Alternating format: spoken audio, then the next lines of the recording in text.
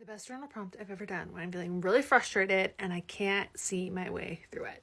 So I get to a point where I am so frustrated with things that I want to pull myself out of the energy, and I might try to find something funny, find something that changes it, find something that just kind of makes me feel better. And I find that when I can't get myself out of that place really easily, there's something that I probably need to do a few extra steps with to get clarity on it.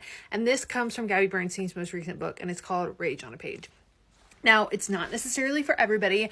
And the thing about this specific prompt is, as you're kind of going through it, you'll start to feel it a little bit more. Like you'll feel, okay, on the surface, I could be frustrated about that. Like this is the thing that comes to mind first. But the more you dig into it, the more you'll start to actually realize what you're frustrated about. So grab your journal, grab your iPad, whatever you like to utilize. This is really great to do on your notes app when you're just anywhere and everywhere and you're kind of needing to release something so you don't like bottle it up.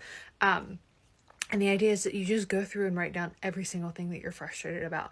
And it can start really small. Start with the thing that like first comes to mind and then kind of pick through everything that's going on. If you're in a really intense place with your healing, this journal prompt isn't necessarily for everybody. I've had friends who are just clearing all the things, battling all the things, and they find that this doesn't necessarily align for them. But I find that when I kind of go through it and I just continue to release that and hold the space for myself to feel really frustrated, instead of like needing to automatically go to a positive story, I typically am like a glass half full kind of gal, but sometimes I just need to like release all of it. And when I can do that, I can see what I'm really frustrated about. A lot of times it's maybe triggered an emotional need that I didn't realize that I had, something from inner childhood or something that like I acknowledge that is a need for myself that wasn't met as a kid, and it's been triggered and I just had no idea for it. That is big for me. The other part of it is it gives me perspective to acknowledge whether or not it's like a conversation I need to have. Is this as big as I think that it is? Is this a repetitive thing for me?